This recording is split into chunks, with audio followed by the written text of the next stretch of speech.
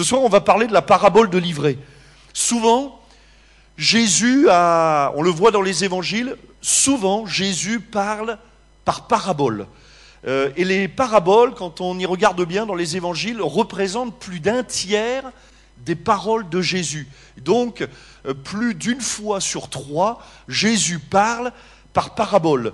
Alors Jésus les utilise, bien sûr, pour communiquer quelque chose, pour nous enseigner, pour illustrer de grandes ou de profondes vérités, pour aussi dialoguer, et aussi pour nous persuader par des choses très simples, nous convaincre que ce qu'il dit finalement, c'est la vérité. Et la parabole, alors ça je le dis pour les étudiants, j'ai fait exprès, la parabole dans la catégorie littéraire est dans la même catégorie littéraire plutôt que la métaphore, la comparaison, l'illustration, l'allégorie ou le proverbe. Les gars là, vous avez pris des notes? Même pas, il n'y en a pas un. Bon, voilà. La parabole. Donc une illustration que Jésus lui-même emploie pour nous communiquer des vérités profondes. Et Jésus va justement employer des mots simples, des images aussi simples. Et au travers de ces images, tout un chacun peut comprendre. Et ce qui est formidable même avec la parole de Dieu, et j'imagine qu'Isabelle on a fait on a vécu l'expérience, mais même les enfants peuvent facilement comprendre les paraboles de Jésus. Et là, nous y voyons la profondeur et l'intelligence, la finesse de notre Maître qui ne fait acception de personne. L'évangile, c'est pas un message pour les intellectuels. L'évangile, c'est aussi pour les intellectuels, mais en réalité, l'évangile, c'est un message pour toute la création. Dieu veut que tous parviennent au salut et à la connaissance de la vérité. Et donc toute la volonté de Dieu, c'est comment faire pour toucher notre cœur. Et pendant que je parle, moi je suis convaincu que le Saint-Esprit est en train d'agir pour toucher votre cœur, pour y planter cette semence de vérité, pour que on reparte pas à la fin de cette soirée, qu'on dise c'était bien, c'était intéressant ce qu'il a dit, mais plutôt il y a quelque chose qui se passe, ça m'a ouvert les yeux. Il y a comme une force, comme un principe qui est en train de s'établir dans mon cœur. Je commence à croire, je commence à espérer, je vais commencer à prier. Vous voyez, cette parole, c'est véritablement une semence, et comme toute semence, cette semence, elle germe. Une semence ne peut pas rester en place, ça germe, ça porte du fruit, ça pousse la terre, ça prend de la place, et la parole de Dieu veut prendre de la place dans notre cœur pour porter du fruit. Alors on va lire cette parabole que nous trouvons dans l'évangile de Matthieu, chapitre 13, verset 24. Évangile de Matthieu, chapitre 13, verset 24. Il leur proposa une autre parabole, et il dit, le royaume des cieux est semblable à un homme qui a semé une bonne semence dans son champ. Mais, pendant que les gens dormaient, son ennemi vint, sema de l'ivraie parmi le blé et s'en alla. Lorsque l'herbe eut poussé et donné du fruit, l'ivraie parut aussi. Les serviteurs du maître de la maison vinrent lui dire, « Seigneur, n'as-tu pas semé une bonne semence dans ton champ? D'où vient donc qu'il y a de l'ivraie ?»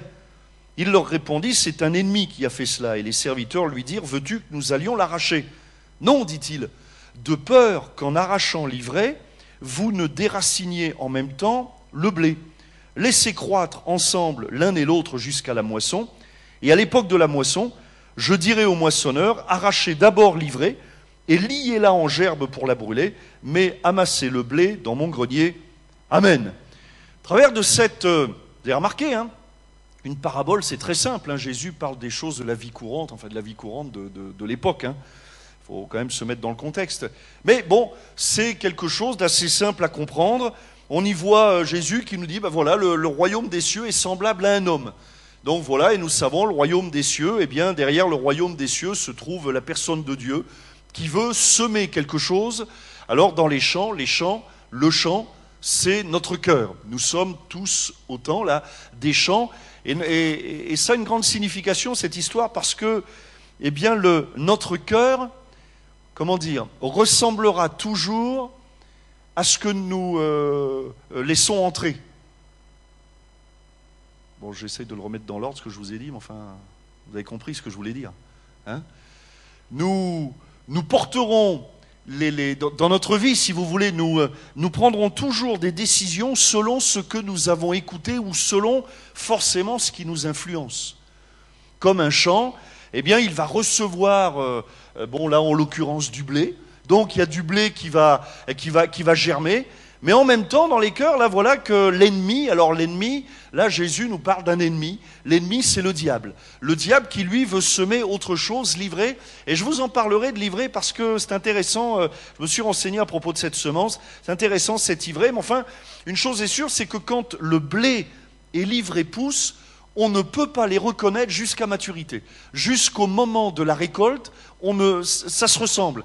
On ne peut pas distinguer l'ivraie du blé. Ce n'est qu'au moment où le blé est mûr, si vous voulez, que là, et donc Jésus dit, bon, au temps de la moisson, il n'y a pas de problème, les moissonneurs, alors les moissonneurs, eh bien, c'est les anges. Le temps de la moisson, ce sera le temps du jugement, où Dieu mettra tout, comment dirais-je, les choses seront dévoilées, où les hommes passeront en jugement, où les uns, eh bien, seront condamnés, et les autres, eh bien, hériteront la vie éternelle. Ceux, donc, qui ont laissé le blé pousser, la bonne semence de Dieu, eh bien, hériteront du royaume de Dieu, et ceux qui auront laissé l'ivraie pousser dans leur cœur cette mauvaise semence, eh bien ceux-là hériteront de la condamnation. Donc dans cette parabole, Jésus nous explique, on va noter, moi j'ai noté 3 choses. La première, il y a deux royaumes qui s'affrontent, qui se confrontent.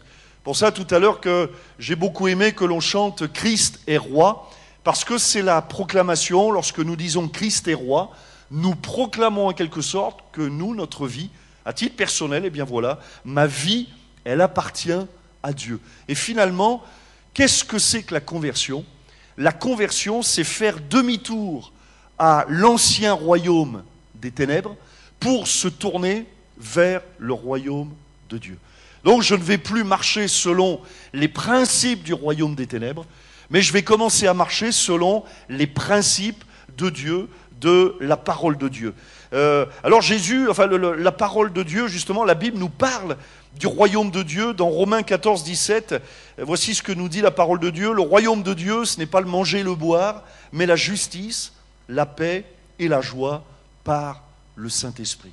Voilà, dans le royaume de Dieu, nous y trouverons de la justice. Justice qui a été accomplie au travers du sang de l'agneau, au travers du sang de Jésus. Dieu nous déclare justes au travers de ce que Jésus a accompli à la croix du Calvaire. Donc je suis justifié. La paix qui finalement c'est une conséquence de la justice. Je suis gracié de tous mes péchés sont expiés, alors forcément je vais recevoir par conséquent la paix. Mais aussi la paix qui vient de la présence de Dieu. Jésus est le prince de paix qui nous rassure, qui nous console. Nous pouvons le prier quand le bateau est en la tourmente, et la Bible nous montre que Jésus peut calmer la tempête. Voilà, donc je reçois donc le royaume de Dieu, une des composantes du royaume de Dieu, c'est aussi la paix, la justice, la paix, et puis aussi, j'allais dire, ce qui va avec, quand on est... quand on a la tête relevée par la justice de Dieu, quand on a la paix, eh bien vient aussi la joie. Et la joie, c'est quelque part l'aboutissement. Il n'y a pas de frein, il n'y a pas de lien en moi, il n'y a pas d'esclavage, il n'y a plus de pression. Mais finalement, je suis libre, je suis justifié par le sang de Jésus, non pas à cause de ce que j'ai fait, parce que sinon ça mettrait de trop fortes pressions sur nos épaules, mais à cause de ce que Jésus a accompli à la croix du Calvaire. Donc, eh bien, la joie par le Saint-Esprit, cette joie qui vient parce que le Saint-Esprit nous rappelle que nous sommes les enfants de Dieu. Le Saint-Esprit nous rappelle que Dieu nous prépare une place dans son ciel de gloire. Le Saint-Esprit nous rappelle que même dans les moments difficiles, eh bien Dieu ne m'abandonnera pas, ne me délaissera pas, ne m'oubliera pas. Et donc je reçois cette joie, et par conséquent, mais aussi, encore une fois, par la présence de Dieu. 1 Corinthiens 4, 20 aussi nous dit que le royaume de Dieu ne consiste pas en paroles, mais en puissance. En ce moment, vous savez qu'on est dans les discours comment on appelle ça, pré-présidentiels, de la campagne présidentielle. Alors notez bien, comprenez bien ce que je veux dire. Moi, je condamne personne, hein. La Bible nous dit de prier pour les autorités, bon, et les politiciens, bon voilà, font leur travail, et nous prions pour qu'ils le fassent le mieux possible. Mais ce que je remarque en tout cas, c'est qu'en ce moment, et c'est normal, hein, c'est comme ça qu'ils doivent établir leur campagne, eh bien ils sont là à parler, à dire, il faut voilà, à élaborer des solutions, des stratégies, voire même pour certains, à, comment dirais-je, à dire des promesses. Quoique je remarque avec les années, ils en disent de moins en moins quand même. Mûrirait-il? Mais bon. Enfin, quand même, il y a cette tendance hein, qui est là, et on les comprend, quoi, parce qu'après tout, ils veulent que les choses s'arrangent, bon bref. Et alors donc, ils annoncent des promesses, et finalement, on s'aperçoit quand même qu'il y a beaucoup d'espérance avant une élection, et beaucoup de déception quelque temps après l'élection. Et sans jeter la pierre à personne, parce que finalement, l'homme politique candidat s'aperçoit qu'une fois en place, les choses n'étaient peut-être pas aussi évidentes qu'il y paraissait, et que quand il est au volant, au gouvernail d'une nation, il s'aperçoit que finalement, c'est pas évident de dire au bateau d'aller à gauche ou d'aller à droite ou de ne pas s'écraser sur les rochers de la crise économique, et que c'est pas si simple que ça. Et finalement, on s'aperçoit, il y a beaucoup de déceptions. Pourquoi? Parce que, eh bien, des promesses n'ont pas été tenues, parce qu'elles n'ont pas, dans la plupart des cas, enfin moi je veux croire ça, je suis naïf, hein, n'ont pas pu être tenues pour des raisons qui, j'imagine, nous dépassent. Mais là, la parole de Dieu nous parle du royaume de Dieu, et là, Dieu nous dit, le royaume de Dieu ne consiste pas en paroles. Et c'est bon de le réaliser que Dieu ne fait pas que nous parler, mais Dieu, les promesses qu'il dépose dans nos cœurs s'accomplissent toujours. La Bible nous dit par exemple que Dieu est amour. Mais on peut croire Dieu quand il dit qu'il est amour parce qu'il a envoyé Jésus mourir à la croix du Calvaire. Promesse tenue. Le monde gisait sous l'empire du diable. Et la parole de Dieu disait, je vais vous envoyer un sauveur, le Messie, le Christ. Promesse tenue. Il naîtra d'une vierge. Promesse tenue. Il sera vendu pour 30 pièces d'argent. Promesse ou prophétie tenue. Enfin, ce que je remarque, c'est que l'Ancien Testament est rempli de prophéties ou de promesses. Allez, nous, on pourrait les appeler des promesses. Promesse qu'un jour, le Fils de Dieu viendrait pour prendre le péché de l'humanité. Promesse tenue. Lorsque Jésus a marché sur terre, eh bien, lorsqu'il disait aux paralytiques, lève-toi et marche, promesse tenue. Lorsqu'il purifie le lépreux, promesse tenue. Lorsqu'il console la femme samaritaine, promesse tenue. Je vous mets au défi, moi, de me montrer une promesse que Dieu n'a pas tenue. Sans compter celles qui sont à venir. C'est trop facile. Parce qu'il y a une promesse qui n'est pas encore tenue, mais qui va venir, c'est que Jésus revient bientôt.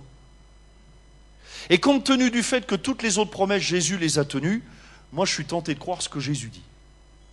Et quand même une promesse pas facile à tenir, je vais mourir. Celle-là, elle est facile à tenir. On peut tous dire, moi aussi je vais vous dire, je vais mourir. Mais quand il dit, je vais ressusciter le 3e jour, là pourtant les disciples ont eu du mal à le croire. Puisque la Bible nous dit que quand le tombeau était vide, ils cherchaient. Et même à un moment donné, les disciples étaient sur le... Enfin, il y avait 2 disciples sur le chemin d'Emmaüs qui parlaient. Il y avait Jésus avec eux. Et c'était après la résurrection. Jésus était avec eux, mais le bruit avait couru, le tombeau est vide. Jésus est mort, le tombeau est vide. Et eux, ils étaient tellement dans cette pensée, c'est impensable que Jésus soit ressuscité. Il nous a fait la promesse, mais comment Jésus peut tenir la promesse? Qui peut tenir une promesse comme ça? Puis à un moment donné, leurs yeux sont éclairés et ils ont reconnu Jésus. Promesse tenue. Formidable. Jésus a dit, je ressusciterai le 3e jour. Promesse tenue. Et lorsque Dieu nous dit que je ne t'abandonnerai pas, je ne te délaisserai pas, eh bien croyez que Dieu tient ses promesses. Ce que Dieu dit, il l'accomplit. Et c'est pour ça que le royaume de Dieu ne consiste pas en paroles, mais en puissance. Jésus promet la délivrance. Promesse tenue. Jésus délivre dans le monde entier aujourd'hui des millions de personnes qui sont esclaves de la drogue, qui sont esclaves de l'alcoolisme, qui sont esclaves du tabagisme, qui sont esclaves du désespoir, qui sont pris par des pensées de mort. Et lorsque ces âmes commencent à confesser le nom de Jésus, toutes les promesses de Jésus se prennent forme, si vous voulez. Promesse tenue. Jésus est venu chercher et sauver ce qui était perdu. Promesse tenue. Nous pouvons le prier, promesse tenue. Jésus a promis le Saint-Esprit à ceux qui le lui demanderaient. Ce que nous, dans nos églises évangéliques de Pentecôte, on appelle le baptême du Saint-Esprit.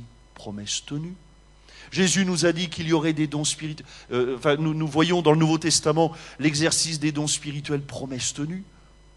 Dieu parle, tantôt d'une manière, tantôt d'une autre.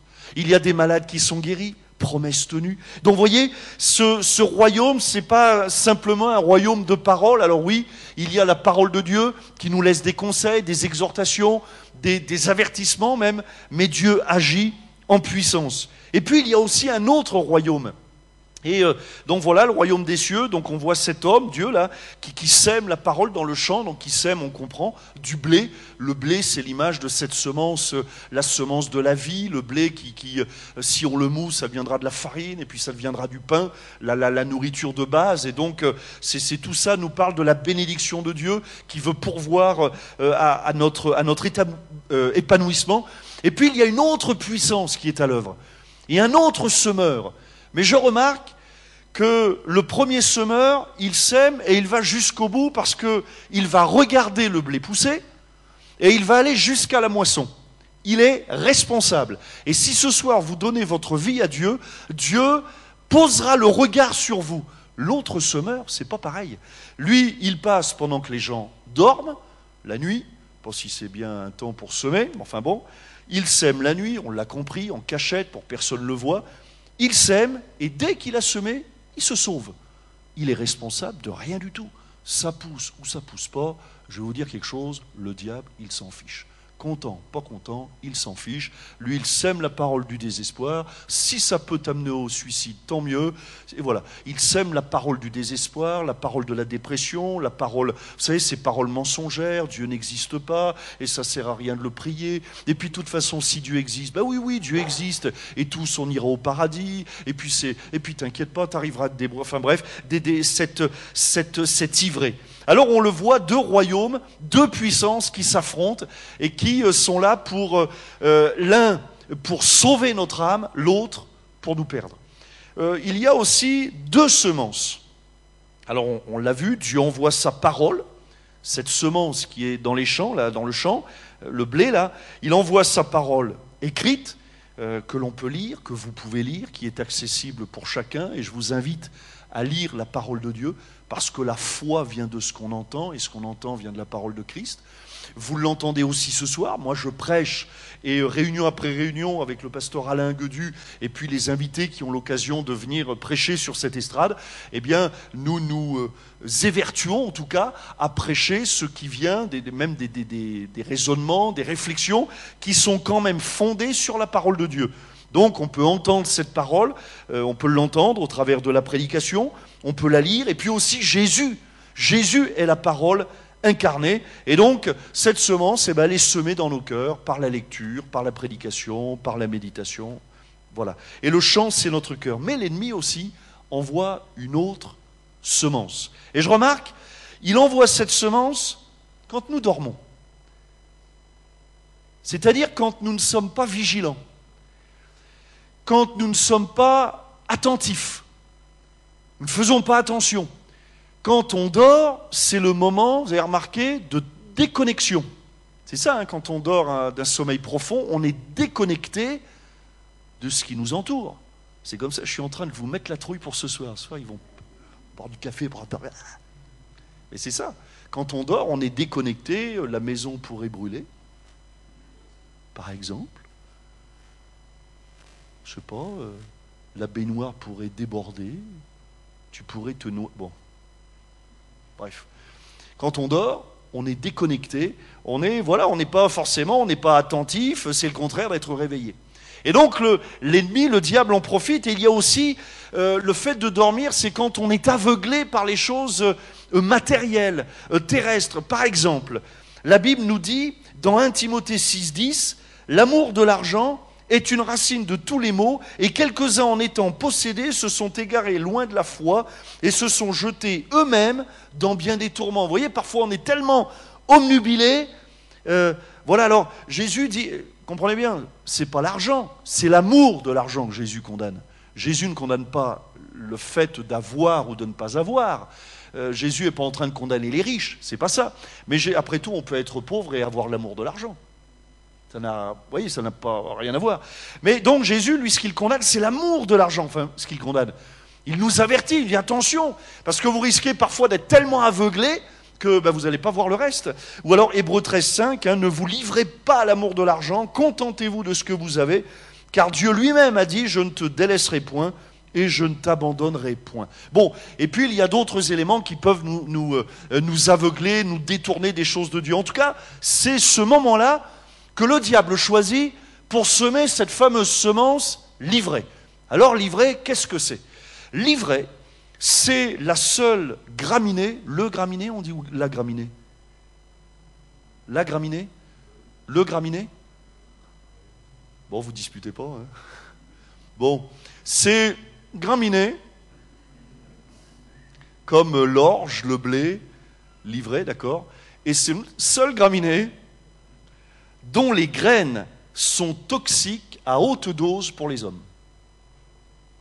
La seule. Et c'est ce qu'autrefois, ce qui faisait, autrefois, hein, rassurez-vous, maintenant il n'y en a plus avec les moyens aujourd'hui que les agriculteurs ils ont, là il n'y a plus d'ivraie. Hein. Mais autrefois, il y avait de ce qu'on appelle de la farine malfaisante, parce qu'elle était infectée par de l'ivraie, et ce qui pouvait causer, alors, pouvait entraîner la mort si on en mangeait beaucoup, hein, à haute dose, mais souvent, l'ivraie, et notez bien, c'est intéressant, en petite quantité, elle provoque l'ivresse. D'ailleurs, le mot ivraie a donné en français le mot ivresse. L'ivresse, comme quelqu'un, vous savez, quand il a trop bu, eh bien, c'est exactement ce que produit la semence du diable dans les cœurs. Elle est toxique. Elle amène l'esprit de la mort, du suicide, de la faim, la faim FIN, hein, de la condamnation. Elle amène cette semence, la condamnation de Dieu à cause du péché. Et puis aussi, même à petite dose, eh bien la semence du diable, elle provoque l'ivresse. Et vous savez, pour ceux qui ont déjà expérimenté ce que c'est que l'ivresse, alors il y a plusieurs effets à l'ivresse. D'abord, on perd la stabilité, on perd l'équilibre. On a du mal à marcher. Et puis, surtout, on perd les repères. On ne sait plus trop où on habite. On sait plus trop... on a l'impression que c'est plus sur une route qu'on marche, mais sur un fleuve agité, vous voyez. C'est ça l'ivresse. On discerne plus ce qui, normalement... il y a des points de repère qui sont fixes. Eh bien, tout devient... comment dirais-je, c'est plus fiable. On ne sait plus trop où on en est. On a, pour certains, il paraît que certains n'arrivaient même plus à rentrer chez eux tellement ivres. L'ivresse, eh bien cette ivresse, elle est provoquée par la semence du diable qui veut nous faire perdre nos points de repère, nous empêcher de voir la vérité, nous empêcher d'arriver à la maison de Dieu, nous déstabiliser, nous déséquilibrer pour évidemment nous amener dans le caniveau, pour nous faire tomber. Et le mot ivraie en grec, c'est le mot zizanion, qui a donné en français zizanie. La zizanie, la dispute, la querelle, la division, la séparation, la zizanie. Et c'est le mot qu'on trouve en grec, ça s'appelle, voilà, si vous disiez zizanion, vous parliez de l'ivraie. Donc ils se disaient entre eux, tiens, fais attention aux zizanion, mets pas la zizanion dans mon champ. Voilà. Et nous, on l'a repris en français, mets pas la zizanie dans mon cœur. Mais le diable, lui, met la zizanie. Il met la zizanie dans les couples, il met la zizanie dans les foyers, et je ne parle même pas des nations, je ne parle même pas du monde. Il y a des guerres partout, mais il y a parfois aussi des guerres dans les couples, dans les familles, dans les foyers. Il y a la guerre, la zizanie, et elle vient de cette semence, et c'est terrible parce que tant qu'elles ne sont pas arrivées à maturité, on ne peut pas distinguer.